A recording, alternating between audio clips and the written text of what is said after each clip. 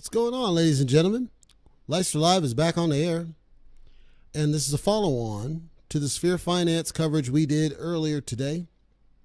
And I figured, let's have a little bit of fun. And by fun, I simply mean I want to chat a little bit about how something occurred to me with the whole idea of rebasing tokens. And I wanted to try to use visual to try to help explain what I was talking about earlier when I said there's positive rebasing, ideally there's negative rebasing, and what this caused me to think is, there really are 2 points of data that you kind of have to think about. And some people might not recognize the 2 points of data because no wallet that I'm aware of tracks both points of data. They all give you 1 point of data. They give you one value for the total portfolio. They give you value per token, and that's fine. But when you're trying to understand your total portfolio value and where you stand in a portfolio, that's where I started thinking maybe it's a little bit deeper than this. But I didn't know the best way to showcase this. I figured this might be the best way to use more magic and see if the magic helps to highlight what that looks like. And if you've got questions, leave them down below in the chat or off to the side, because I'd like to answer them if I can. Mind you, I can't provide any advice of any financial nature. This is just something to think about. You're going to have to figure out for your own portfolio what it means for you. This is just something to kind of think through here. So I've got here my little spreadsheet above me, and I already have some generic numbers going on here. This represents two things. There's whatever you put into it, right? You can take cash and put it in there at like some of the ATMs. You can put cash in through there. Credit cards, you can do that. Debit cards, you can do that. You're putting some form of fiat towards cryptocurrency. This number, whatever that number is going to change over time, because you might start out fresh new and say, I'm going to toss this $100 at this cryptocurrency thing and just see where things go, right? But later you decide to toss more money and more money and more money and more money and more money and more money. At some point, you're really going to want to track how this number grows from where you started to where you currently are. And what I'm saying is the wallets don't do a good job of this. The exchanges don't do a good job of this. Do you know how much money you started when you got into cryptocurrency? How much money did you throw at this business? And if you didn't recognize how much money you threw at it, how are you able to track whether you're successful or not, or whether you need to throttle it back, right? How do you get to the point where you're not essentially gambling? You're not throwing too much money at the problem. And we don't want to see that you're tossing too much money at cryptocurrency, because what can happen? Just same thing as when you got a casino, you start getting hooked on it and you start losing too much money. I don't want to see anybody here lose too much money, especially when you talk about trying to keep yourself safe. When you get tempted, right? You see the green candle. The next thing you're going to say is, I want to buy into that, dude. And where are you going to go? You're going to go to the credit card. You're going to go to your fiat, start dumping money into it. That's what I'm referring to when I'm saying avoiding the temptation. How do you know when you've done too much? If you don't track this starting number so that you're aware, geez, I've already tossed $5,000 of crypto. Maybe I need to slow down. But there's more. Because just because you tossed 5,000 at it might not necessarily be a bad thing if you've managed to recoup it. So if whatever you invested in, however many cryptocurrencies that you invested in over time, has been enough return to where you got at least your initial investment back, it's not that bad. The question is, were you able to do that? That's the trick. So when we think about this whole business of rebase and rebasing tokens, the rebase token also throws a wrench in things. And if you got a chance to watch Gerhard's video, I do highly recommend that you do. If you didn't, I do recommend that you do. But he was talking about, you do the purchase, liquidity, you put the gas token in there and you get the token out. You hold the token in your wallet. Rebase adds tokens to your wallet. What he was missing was the negative rebase, because many of these tokens with a high APY lack the negative rebase as a consideration. So what I'm going to do here is try to illustrate that for you a little bit, best I can. And I can't make any promises of whether I can do this, but follow me if you can. I plugged in Libero just as a generic example. And I plugged in what I believe is like the base price for Libero. And we got a question here in the chat from Henry L. Let's see. And he wants to know, do I own Seifu? Well, that's a difficult question to answer because is there Seifu in my wallet? Yes. Did I spend a little bit of money in it? Yes. But it's only like a dusting amount of Seifu. It's probably like $1, maybe $2, designed to watch the price movement. It's not a true investment that I would consider.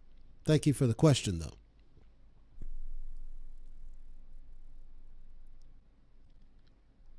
So here's the price of Libero that I've captured. And let's say you buy a certain amount of Libero, you pay $260 for it. This $260 is the value of the portfolio. You're welcome, Henry O. This is the value of your portfolio now for just the cryptocurrencies that are not stable coins when I put this number in there. Because obviously the whatever delta is probably in stable coin. I'm not counting that in this because those don't change value over time. So this is of the cryptos that you're really investing in that are truly cryptocurrencies where they're subject to change value. That's what this number would represent. In a rebase situation, you've got a couple of things happening. This number is going to increase over time. So now what he was saying is, well, this sounds good, right? And if it sounds good and it is what it is, then it should have gone up, right? The problem is that behind the scenes where you don't see it, there are sells happening. The sells are changing this value because it's a dump. This is going down and then goes down again and again and again. So as sells are happening, sell pressure, notice your actual value is going down. That's because underneath all of these rebases that are happening, positive rebases, the value of the token per is going down and you don't recognize it immediately. So you're getting all these tokens added to your wallet and that's fine, but it doesn't mean anything because the rebasing is not enough to keep up when there's heavy sell pressure. This is what was harming Seifu, which launched at $10 a token, skyrocketed to 330, had immense sell pressure, so much so that the positive rebasing could not stabilize the value. And I called that out in my Seifu video. So because you can't control this in positive rebasing, what normally happens in rebase tokens is they do negative rebasing as well. The negative rebasing would say, you know what, the value of this just jumped. It just jumped up. Now it's actually going to remove tokens from your wallet to keep you around somewhere close to where you bought in at. And then the positive would be whatever's over top of this for the positive movement, but it's purposely rebasing it to get it to where it's a balance for what's in your wallet according to what you bought in at. Very few of these high APY, in fact, I'm pretty sure none of them do the negative rebasing. They don't take tokens out of your wallet. The problem in Gerhardt's, as Gerhardt explained, if they don't do the negative rebasing, then the issue you're going to run into is it's not sustainable because there's not enough buy pressure to raise the price to have the positive rebasing actually make a difference. That means you're just getting harmed by the negative, by the sell pressure that's happening. And while you're getting more tokens, you're getting more of a worthless asset. These are less value, less value, less value, less value, less value, because there's more sell pressure than buy pressure. There's nothing you can do about this other than take profits. At the end of the day, it's the only way you're going to get away from what that's doing to you is to take profits on the way up or down, however it's happening, because you don't want to leave the tokens in there to possibly depreciate based on activities you cannot control.